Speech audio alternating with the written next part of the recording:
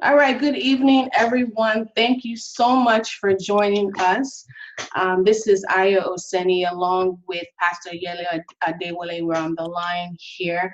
We want to just appreciate you for taking the time out of your busy schedule to just kind of hear um, about some tips and some concerns that have come up over the last week or so when it comes to our seniors within Caleb Crew. So we want to make sure that you and your students are on the right path towards that January 1st deadline. And so we want to provide you with some information. So um, on this quick webinar, we're going to talk about how you can support your child through this process. We're going to talk about what your senior should be doing now just to make sure that you as a parent are able to catch any things that maybe even your senior, even if they are well ahead of the schedule, they might have had some oversight on any test options that you weren't aware of, the different application platforms, and what goes into the application, because that's key, because we're finding some seniors are missing out on that information. We'll talk about applying for financial aid, the admissions decisions that you'll see over the next month or so, and then social media and email check as well as scholarships.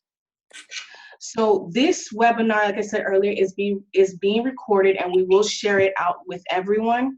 All lines right now are muted. Only myself and Pastor Yele are unmuted.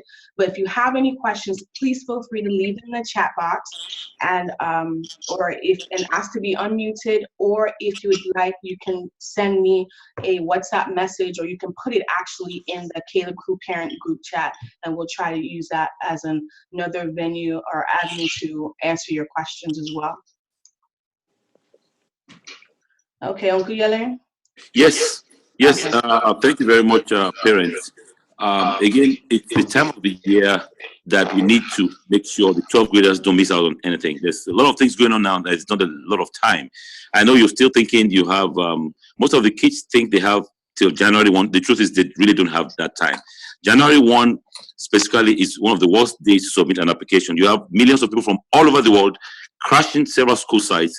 So it's a terrible thing for you to even attempt to submit on January 1. And that's what a lot of people always hope last minute. Now, what we would advise, because we just talking to some of the teenagers, we find out that there's a gap in where we think they should be and what the parents know about where they should be. One of the things I would like to make sure that the parents really pay particular attention to what the kids have to submit. It's a very daunting task. The kids are under a lot of pressure now, and you want to guide them. You want to ask them where they are in the process of the college applications, because a lot of them are not where they want to be, but they are afraid to even go further. So you want to gently ask them and help them in these next few days. A lot of them are on holidays now, so it's time for you to go ahead and try to see. It's fight to the finish now. The finish line is very close. You need to make sure that in the next 2, 3, 4 days that all the applications are submitted and everything is corrected. And I will really advise that you really help them, not to criticize them, but to kind of like understand them, because they are going through a lot of pressure now. So that's what I'm going to advise. And as we go along, if you have any questions, please write it down and let's answer it. Our job is to make life easier for you and for your teenagers. So we're here to help you. So please, whatever help you need, let us know it. Thanks. Thank you, Uncle Yele. All right, so we'll go through the admissions process. Like Uncle Yele said, January 1st is definitely around the corner, and January 1st is typically the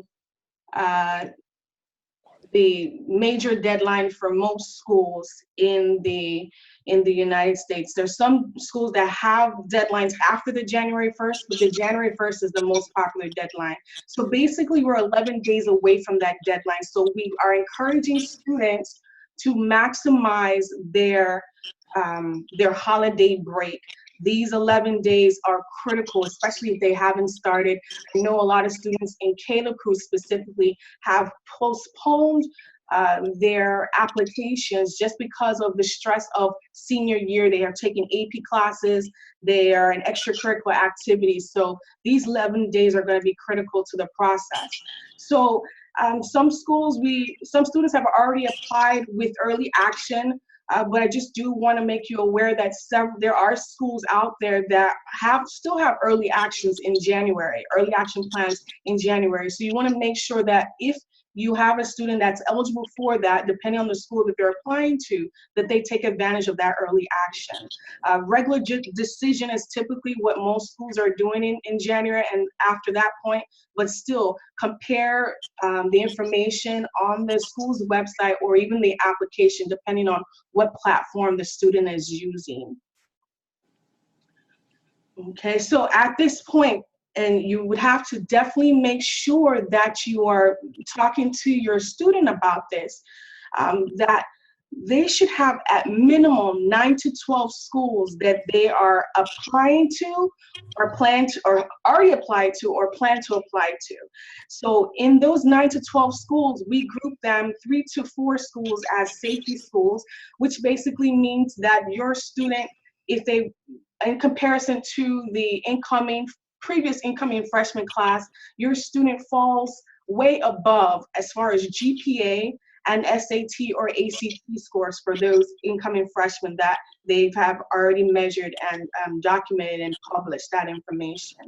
And then we want to make sure that there's 3 to 4 schools that your student is a match where they meet that ACT, SAT, and GPA that has been published. And then we also want your students to go and try for reach schools as well. Again, 3 to 4 schools. And so there are several websites that you can use to develop a list of schools if you have not already. I know some parents already have a list for their students, or students already have lists for themselves, but if you're still unsure or you want to add to that list, you are free to use some of these websites. Collegeboard.org is a website that I use quite frequently when I'm just pulling up a list for students who are interested in a particular school, or they're not sure what school, but they already know their major. So I'm gonna just go ahead and share my screen really quick so you can see kind of how this website works. So what you would do is go to bigfuture.collegeboard.org. If your student has already completed the SAT or is registered for the SAT at one point, they already have an account, and so they would log in with their account credentials, and you would just go to college search, and then on this college search screen you are able to filter out by several criteria: the type of school that you want. Is it a 4-year school? Is it a university? Is it public, private? You're also able to filter out by test. So your student can put in what they scored on the SAT as well as the ACT. They can also filter by their major and so many other options. So I implore you to go to that website and check that out.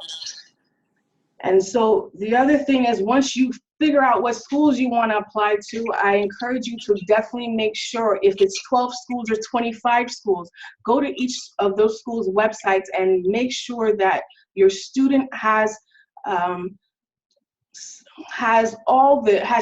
basically checked off all the requirements that is needed to apply to that school, because it'd be very painful for your child to sit there and write 3 and 4 essays for a particular school to only find out that they didn't meet up when it comes to the testing plan, and we'll talk about that in a second. So there are a few college application platforms out there. I know we kind of throw these terminologies here and there, but I'm going to just explain them in a bit detail right now. We have college is Common Application, which are also known as Common App. They have over 750 schools on their website that you can apply to. So with these type of websites, is a central application that your student would create, which would be their name, their address, their SAT scores, their personal statement or their main personal statement. And from there, they would select a school and attach that common application to that school's application. And then from there, you would now go into the school's app and now submit the questions that individual school is asking. So it's a really easy way to do applications really quickly. However, you still have to pay attention to any of the additional requirements that the school asks for. And so that's Common App. Coalition App, it's a newer platform. They only have 130, about over 130 schools on their platform.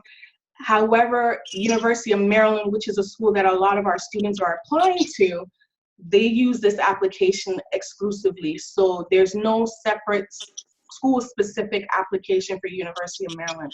They would have to use a coalition application. And if you have a student that is applying to multiple HBCUs, which is historically Black colleges or universities, they should take a look at the Common Black or the Black Common application. It's a central application similar to the coalition and the Common application. However, with this application, you can apply to up to 51 different HBCUs, but it's $35, which is definitely a break on your pockets. Uncle Yele, do you have anything to add to that? Yeah, I just wanted to tell again, just to add a little bit from what you said. For a lot of parents, it may look strange, but by now you should be familiar with a lot of these platforms, at least one of them. Even if your son or your daughter tells you that, oh, I'm done, I've submitted, you want to ask them how many and what the colleges they have submitted. You want to check the list. If they can do up to 12 or 13, you know, I normally will say at least do over 12 to 15 for a normal student. That's what I would say. Just because there's a lot of schools that are even smaller schools that have a lot of money, a lot of scholarship to give. And if your children have done well in some areas, there may be, based on what the criteria I said, there's some very small schools who can give a lot more scholarship than all the big name schools that you know. So it might be worth it for you to go and do some research based on these things we're giving, these tools we're giving you. So please go online yourself and see in these next few days, just take time off to do these things. Very, very important. There are a lot of good small schools that are expensive, but they give a lot of money to minority children. And our children can benefit from that. Okay. Thank you, Uncle Yele. You're welcome. Okay. All right, so some general things that you need to be on a lookout for when it comes to the application of what needs to be submitted to the university. You want to obviously, like we've talked about those different applications, you want to make sure whatever application that your child is using, that they use it and complete it. And so another thing that you need to consider is the high school transcript. Parts of the application, let me back up a step. Parts of the application, your student, if they want to, they can wait to the last minute and push it and submit. However, things like the transcript, recommendation letters, those things can't wait to the last minute because it involves other people and involves other systems. So you want to make sure, I know tomorrow's maybe the last day for some students, you want to make sure tonight, have your student log into their Common App or their Coalition app and confirm that their transcript is attached to those systems. If they're not, you need to find out how you need to go about getting that done tomorrow. Okay, so letter of recommendations, the same thing. Common App shows you where in the process it is. Has the person writing the recommendation already completed it, or have they not? So that's going to be another thing you need to follow up on. So the activities resume is something that the students need to be working on right now. Depending on the major, there are some majors that require students to submit portfolios or samples of their work. You need to find out if that is required, how does it need to be submitted? And of course, that's not something that can probably be put together in the last minute. It's going to take some time. So you want to take that into consideration when you're making the timeline.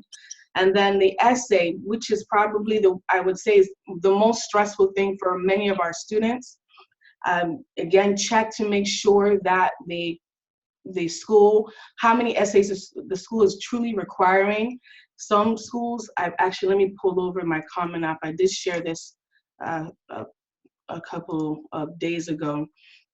I'm gonna just show you what Common App looks like right now. I have an account that I created just to get an idea of what the students' experiences as they go through the Common App. So this is the Common application, and I'm looking at the Yale portion, or Yale University application on the Common App. And so you can see here, there isn't anything that says anything outlined right now that says there's any additional supplemental essays. Let me find another school.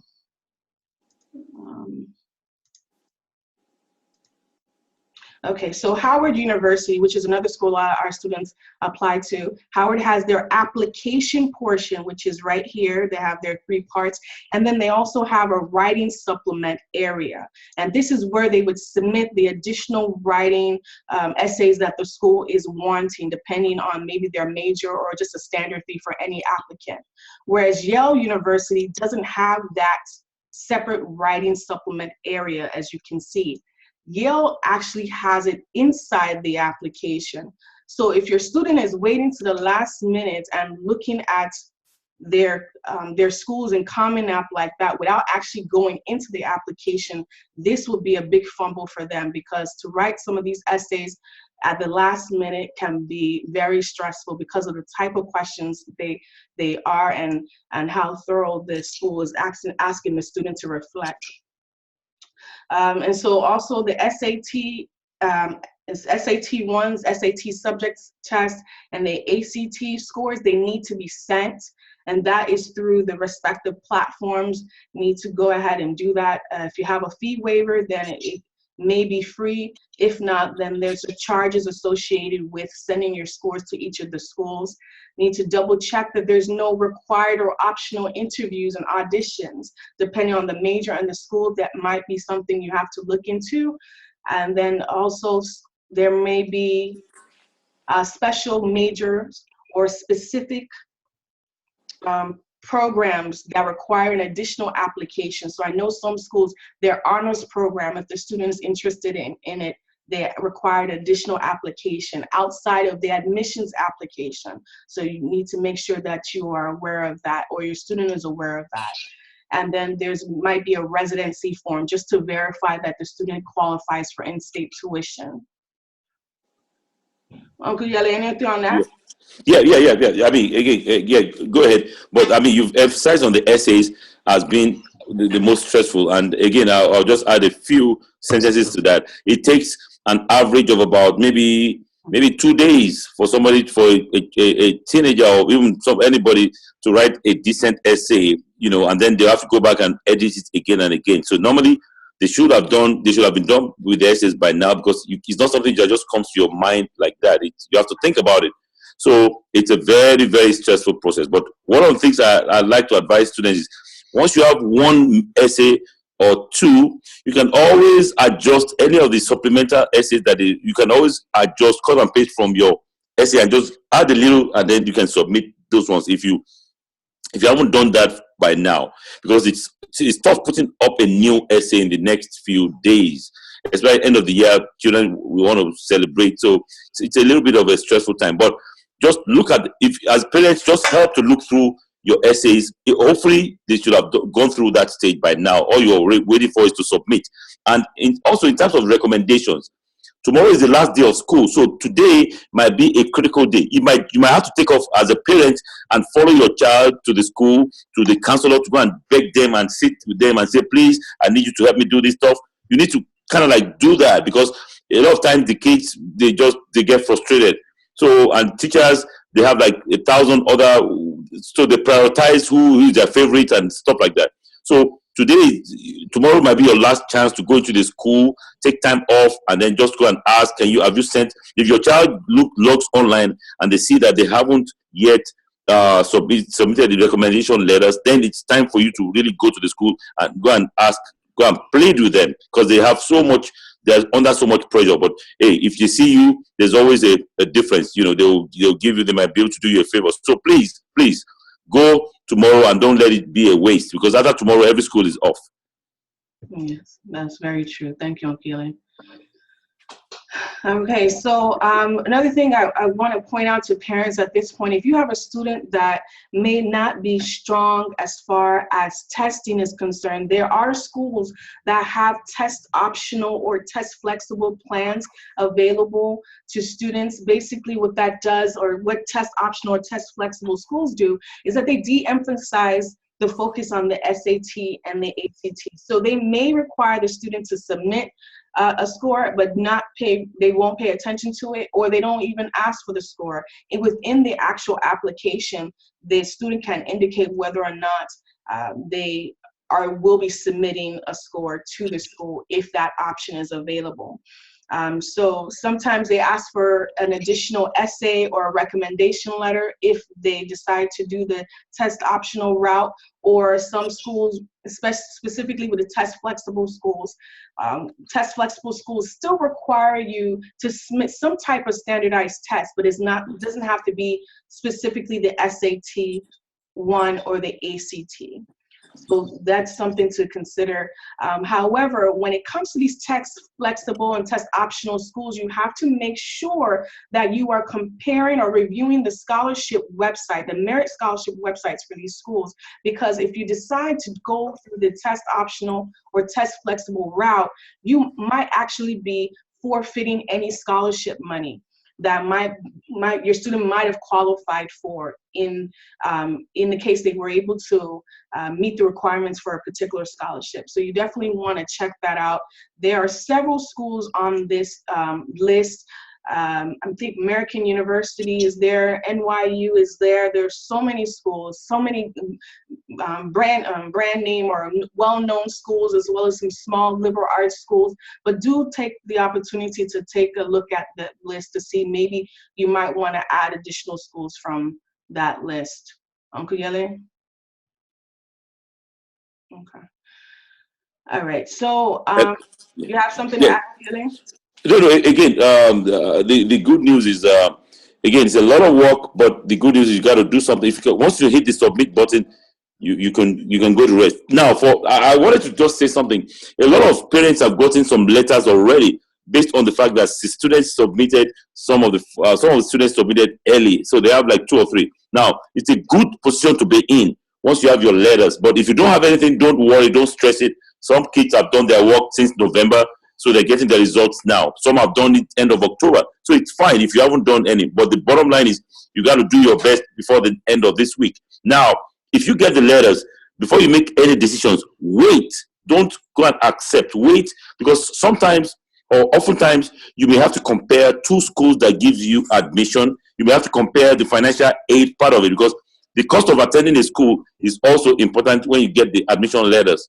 So I'm hoping that all of you have submitted your financial aid forms, because these are very critical. Some of the schools, you'll have missed out some scholarships if you haven't done that by now, because they're very strict on the deadlines. And let me tell you, the way it works is every school has a certain amount of money they want to give away. The first come, first serve. If you get there on time, they'll give you more money. If you come there late, they may give you an admission, but you don't have any money to attend the school. So, and maybe a great choice for your child. So please, whatever documents they need for financial aid, you need to have submitted that, your tax returns and stuff like that. Whatever they ask you to do, you need to have done that. Thank you, Ayo. And then to add to that, what Keely said about comparing the offers, unless your child did early decision, which most students don't, they typically have till May 1st to make a decision. So do wait for those other offers, those other financial aid packages to come in before making a decision. And if you're confused about which school to go to or how to maybe try to negotiate those offers, please feel free to reach out to myself or Pastor Yele. And so what I'm going to talk about really quick is the financial aid process, well, financial aid applications, the different applications, because depending on the school that your student is applying to, there may be 1 or 2 applications that need to be submitted, along with any institutional applications that the school requires of applicants. So the first one is the one I believe most parents know pretty well. It's the FAFSA, which is also called the Free Application for Federal Student Aid. And so this is actually your first step to qualifying for federal financial aid. Please know that this form is free. And so I get parents all the time that say, you know what, we are not going to qualify for any need-based grants or need-based loans, so we're not going to be bothered filing the FAFSA. I want you to understand that some universities and some colleges, before they give out merit scholarships, they still require the family to complete, or the student to submit a FAFSA, so a FAFSA application. So just keep that in mind. If you choose not to, totally up to you. It's your decision, but you might be leaving money on the table. And so this application shouldn't take you any longer than 1 hour to complete. It's a relatively straightforward form. However, and it also, if you filed your taxes, it can pull information from your tax reform from the IRS website and just basically plot it right into the form. So I wouldn't say it should take anything more than an hour, but it can vary from case to case. What you do need to complete your FAFSA or to electronically sign your FAFSA is you're going to need an FSA ID. And so you will need one, one of the parents will need one, as well as one of the the student. So the parent will have their own FSA ID and the student will have their own as well. But both of you will need that ID to electronically sign the FAFSA, along with also signing electronically your promissory notes for any student loans. So when you have that FAFSA ID, make sure you hold on to it and keep it private. Yeah, the FAFSA ID, for some of the people, the FAFSA, it could take a little bit longer because you have to get used to the process of that FAFSA. So please, whatever they ask you, you have to pay attention to that website, because sometimes it may lock you out and you may have to write to the Department of Education or something before you get your lock. So whatever they ask you to do, be careful to read the instructions and to make sure you get your FAFSA ID and your electronic, because without those things, you cannot sign it and you cannot send it. So those are very important things. Just again, pay attention and do it carefully, and then you follow the instructions. It's not so difficult, but it's a little bit difficult. The forms may be difficult, especially for people who are self-employed. Salary people may have an easier time. If you're self-employed, you may have a little bit of difficulty because it depends on what you feel in your tax returns. But if you file your taxes, you can just go ahead and link it up to the FAFSA, and then because there's a new button called link. So all you have to do is to link your tax returns, and then it will pull all the numbers for you. Because sometimes you may not understand what they're looking for. Bottom line is they're trying to see how much did you make, how much were your expenses, your legitimate expenses, and how much do you have extra. So there's what you call the bottom line is they're trying to calculate the IFC. What is it called? The EFC. EFC, expected family contribution.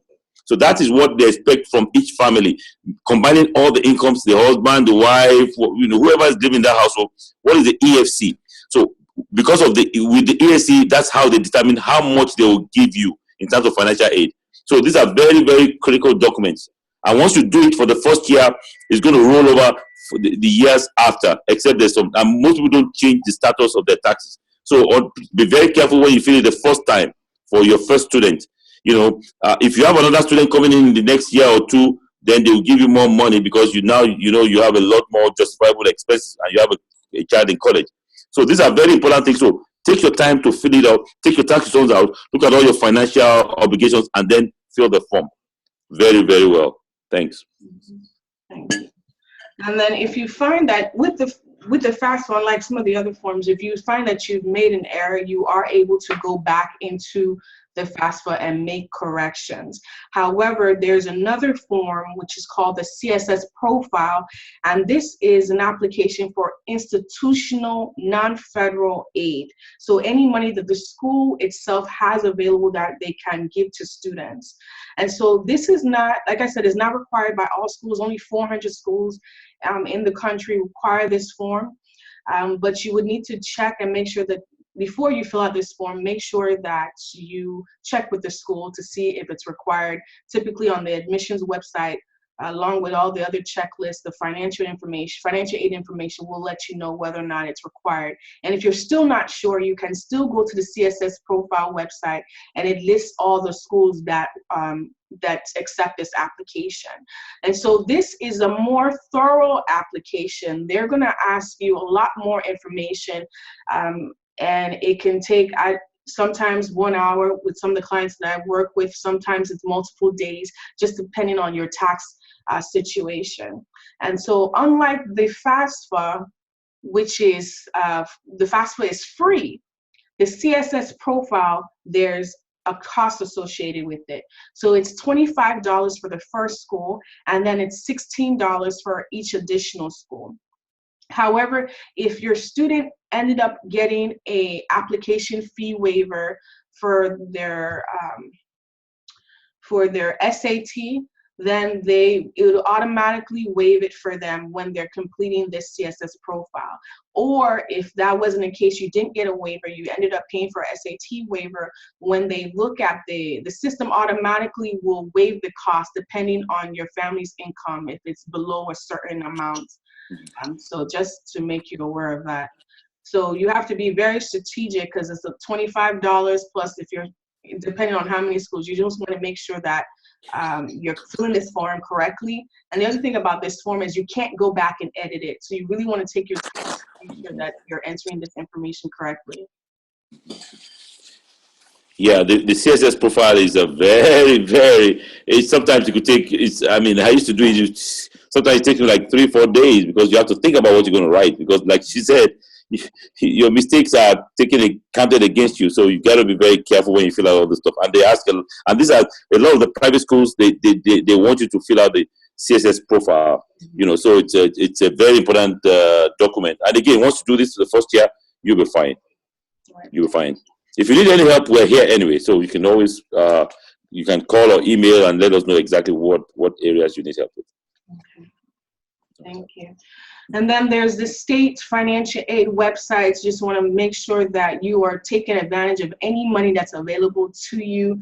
Virginia has their own website, Maryland has their own website, and DC also has their own website. So make sure you go on, check the deadlines, and go through whatever the application requirements are for those.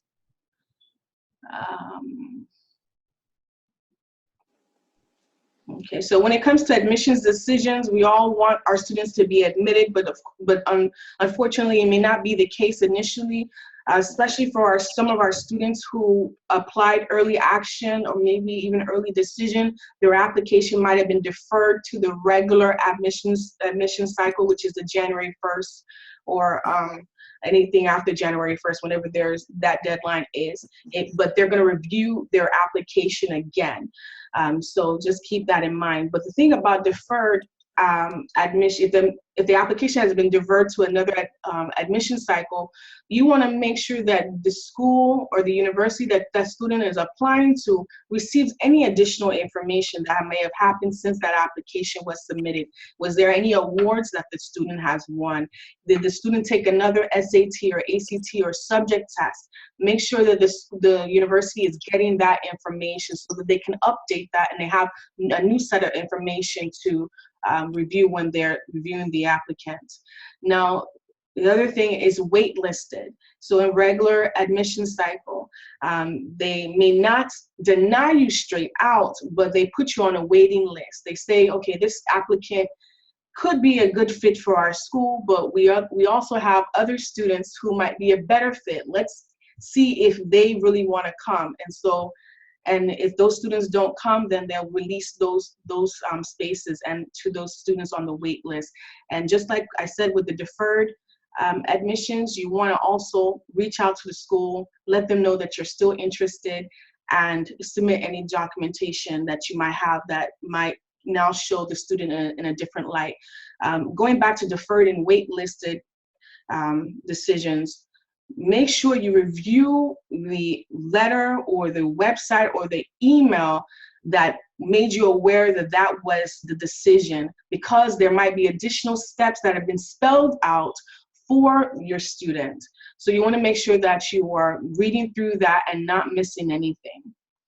And then unfortunately, some of our students will be denied admissions, but we want to make sure that you are supporting your students when those decisions come out, whether admitted or denied.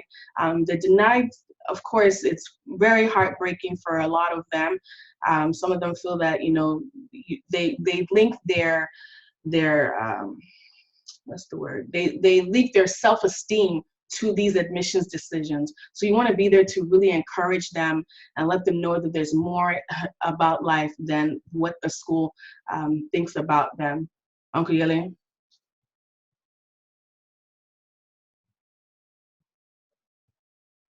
Okay. All right. So I'm going to go on to email and social media check. Please make sure that you are just, sorry, Uncle, you had Hello? something to say Yes. at that point? Sorry, I wanted to say something a little bit about the denied status. Okay. Okay. Now, a lot of students may not tell their parents, but they're highly disappointed when they don't get to their schools of choice.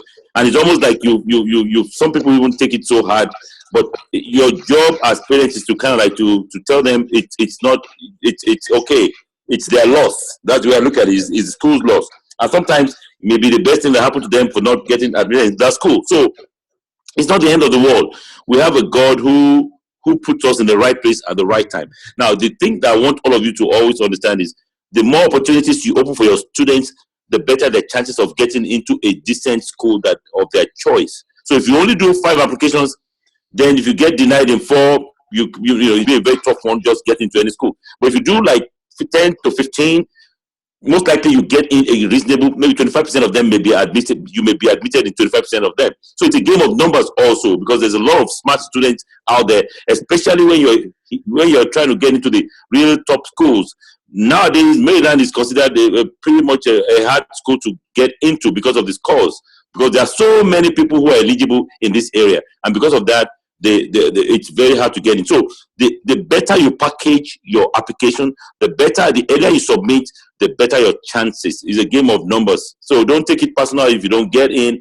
It's fine, but again, and like Ayo said, if you are being waitlisted, there's still a couple of things that you may add. Let me just give you a quick example for 1 minute. I was at a school, a pretty decent school, and they were telling us, admission counselors were telling us, they had a guy waitlisted. Now, let me tell you, statistically, some schools waitlisting is 1 out of 10 that will come back on the list. Maybe some schools are 1 out of 20 on the waiting list. So when you're waiting list, it's not a very fantastic place, but at least you're not denied yet. And there's a couple of things. Now, the admissions counselors was telling us that there's a particular guy who was waitlisted, and then he sent the admissions office one part of a pair of socks, just one part. Then he put it in there. He wrote in there, "You guys have one leg in. Can you guys just get me? Can you put the other leg in?" And they laughed. Guess what? They brought the boy in because they like the sense of humor. So these are little things that can work. So it's not over till it's over. So you have to just understand how this whole thing is. The whole admission office was they liked the boy because of his sense of humor, and they brought him in. So those are things I just want to show you, little tricks on how to make sure that your kids get into where they want. Thanks, Ayo. Okay. Thank you, Ankele. Okay, so one more thing that I want to mention is email and social media check. Definitely want to advise your students, because we're in an age of technology. Schools will more than likely, the first point of contact with your student is going to be by email, whether it is to confirm that they received the application or any follow-up. These admissions officers, depending on how large the school is or even how small the school is, there's an admissions counselor that's assigned to your child. So they may send an email to your child asking for some clarification on something, or asking for additional information. So you want to make sure that your child is checking their email. In addition, these schools have admissions portals. So these are portals where the students can log on, check to confirm that the school has received all parts of their application, and also see whether or not they've been admitted or denied. So make sure that your student is keeping track of all those logins. And so if your student hasn't submitted their application yet, I would advise you just to take a look at their email, make sure the email is professional. You don't want anything that's derogatory or just anything that might be a little bit too funny. Let it be their name at whatever, maybe Gmail or whatever, Yahoo or what have you. Let it to be very professional. Make sure that they're checking their emails daily. I know some families, they created and I advise families to do this, create a whole separate email just for college applications, because once it starts, if you're already getting personal emails, you might overlook something might go to spam. But if you have a whole other account just for college applications, the chances of missing something is a lot less. And so I will also recommend that you Google your child's name. It may not be your child, just to see what's out there. Maybe you Google and you do find something on your child that might not be the best face that your child wants to put out there. I'm not saying that all schools will take the time to check social media or Google any student, but if they do, what are they going to see? And I've had clients where I had to tell them either close this account, delete this post, because even if it's just retweeting, look at what your student is retweeting. It may not be what they're posting, it might be what they're retweeting, it might be what they're liking. And also Google their email address to see what maybe there's been posts even on YouTube that they might have commented on that might have not been appropriate. So you want to make sure that you take some time to do that. Even if not for college admissions, it could be for even jobs at this point. So just very, very careful on that. Uncle?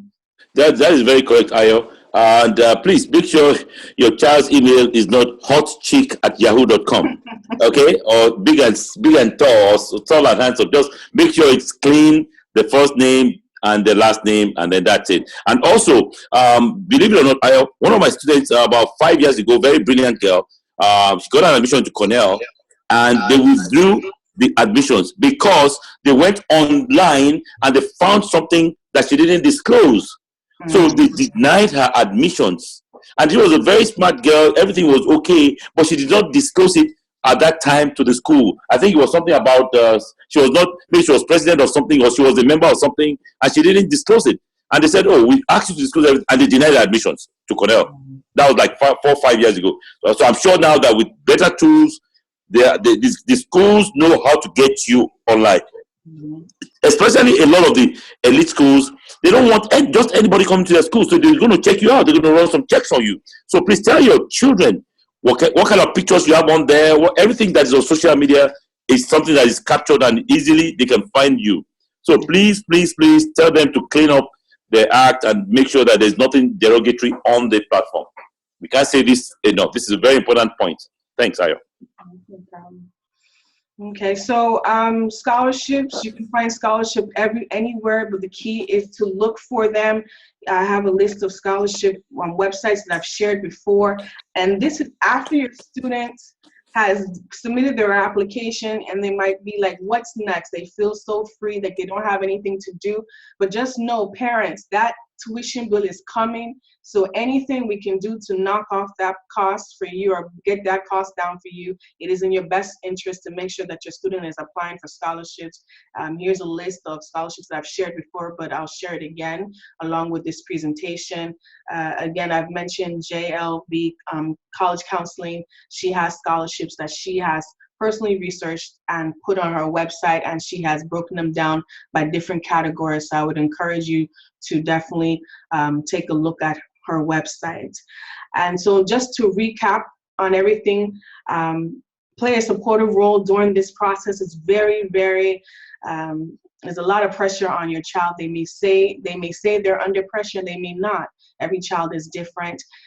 Help your child review all their applications and all the requirements now, today. If you need a tracking, I have a spreadsheet that I use to track all the different requirements. It's editable, and you can go ahead and use it. If you need it, just please send me an email or send me a WhatsApp message. I'll send it directly to you. Make sure to contact all the individuals that will be playing or submitting parts of the applications, the counselor, any teachers, and the testing agencies, SAT or ACT, to make sure that those parts of the application are being submitted to the schools. Review the test optional list and really weigh the pros or cons if you decide to take that as an option. Take advantage of any centralized application, the Common App, the Coalition App, the Black Common App, just to make the process a little bit easier. Make sure you apply for financial aid, Google your child, and check their social media presence, and always, always search for scholarships. Uncle Yellen? Well, again, just a recap, and a lot of things you've said. I'm sure that parents have a lot of questions. It would be nice if we can type some, so we can just, maybe you can help to answer a couple of questions. That would be nice. If not, you can always ask the questions on the Caleb Crew forum or however, but the bottom line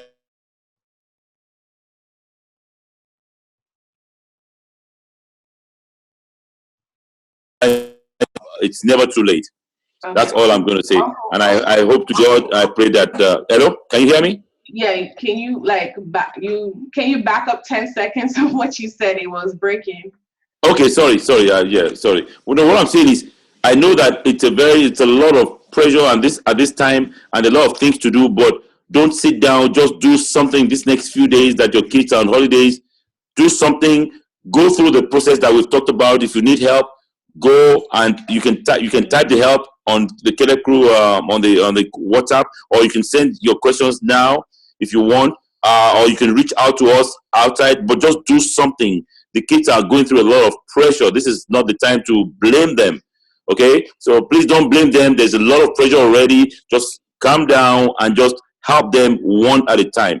And again, remember now, the more colleges you apply, the better your chances of getting an admission into any of the colleges that you apply into. And just also research into those small colleges that they are not big names, that names like Amherst, like Howard College, colleges that that are small, they're prestigious, Swarthmore College, that your child has a very good chance, small campus, but they have extremely excellent education and they give a lot of scholarship because they have a lot of money. So please, again, take a little bit of time to go through all these things, and then if you need help, let us know. God bless you. Okay, so since there's not that many people on the line, I'm just gonna go ahead and unmute everyone. Okay. And if you have questions, just feel free. I'm gonna unmute now. How many people are on the line? I have a question though. I have a question. Okay. I was wondering if you guys can share the name of those small schools that gives a lot of money, just like the big schools. Okay, Ayo, you wanna take a hit on that? Yeah, I can. I actually, where's the book? I have a book here of 40 different schools, and I can also share a list of some liberal arts colleges in the area. Mm-hmm. This book is called Colleges That Changed Lives. 40 different schools. They profile the schools, and they also have feedback from the students that have gone there.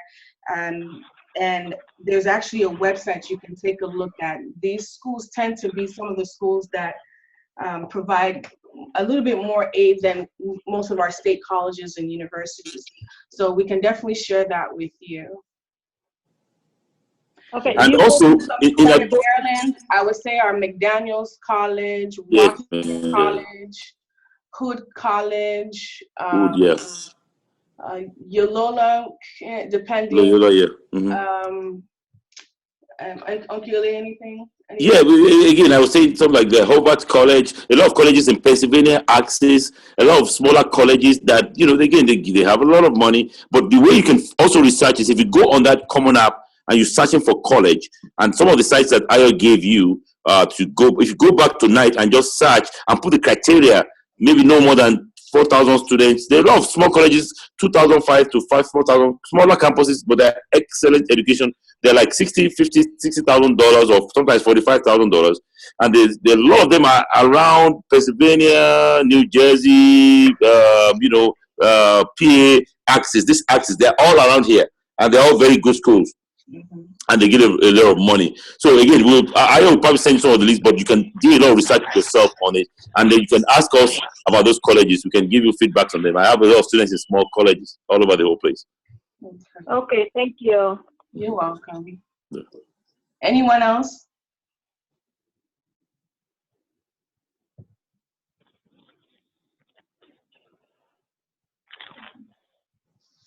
Okay. Okay. Yeah, it looks like everybody, there's no more questions. Again, maybe if you can answer your questions here, you can always put a question to us on the WhatsApp group. Okay, or you can email the questions or you can call us and send the email questions to us. The information is on the screen. I is sharing the screen now. I just want to say thank you for calling in, and please remember it's a tough time, but by God's grace, you'll be able to go through it, and at the end of the day, your child will go to a great college, and they will be able to go to with as little loan as possible with a lot of scholarships, and that's why we're here to help you. And of course, you can always reach Ayo, who's the ultimate expert, to help in whatever areas that you need. All right, take care. God bless you. Good night. Good night. God bless you. Thank you, Miss Ayo. Thank you, Brother Yele. Yes, thank you. Thank you, Pastor Yele. Thank you, Mr. Ayo. No Yes. problem. You're welcome. Welcome. God bless you. Okay, bye. Who's going to become a pastor?